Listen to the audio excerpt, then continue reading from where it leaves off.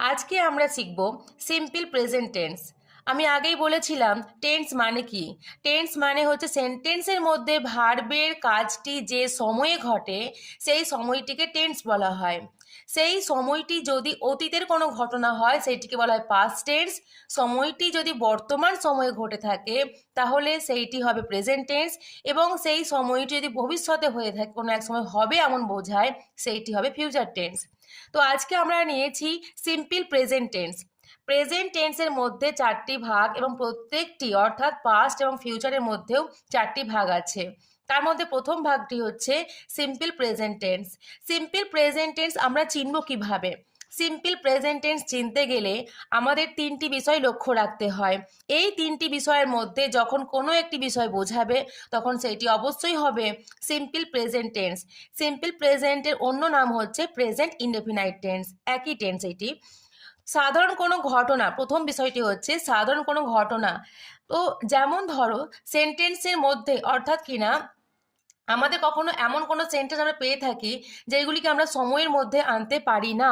যেমন my name is Sangeeta, আমার নাম সঙ্গীতা। আমার নাম সঙ্গীতা আগেও ছিল, এখনও আছে, পরেও থাকবে, আমার নাম চেঞ্জ হবে না। আমার বাবা একজন বিজনেসম্যান, এক্ষেত্রে কি সাধারণ ঘটনা বোঝাচ্ছে।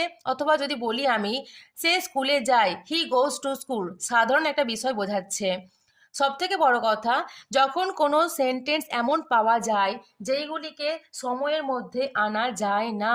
আমার নাম সঙ্গীতা, যেটা আগেও ছিল, এখনও আছে, পরেও থাকবে, এইরকম বিষয়গুলো হবে সিম্পল প্রেজেন্ট টেন্সের মধ্যে। অথবা আরেকটি বিষয়, প্রতিদিনের কোনো কাজ, মানে এমন কিছু সেন্টেন্স আমরা পেয়ে থাকি যখন সেন্টেন্সের মধ্যে ডেলি বা এভরিডে কথাটা উল্লেখ থাকবে।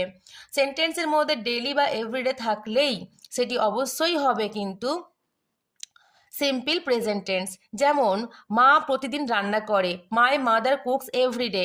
এখানে দেখো এভরিডে কথাটা আমরা পেয়ে গেছি।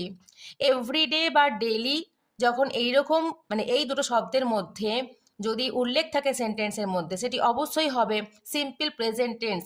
অর্থাৎ যে সেন্টেন্সের মধ্যে প্রতিদিন বা রোজ এই কথাটি উল্লেখ থাকবে। মাই মাদার কুকস এভরিডে একটি এক্সাম্পল নিয়েছি, মা প্রতিদিন রান্না করে, প্রতিদিন কথাটা উল্লেখ আছে বলে অবশ্যই হবে এটি simple present tense.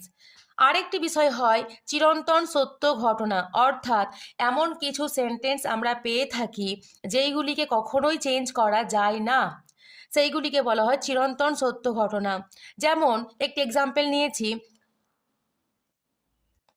The sun rises in the east, সূর্য পূর্ব দিকে ওঠে। আমরা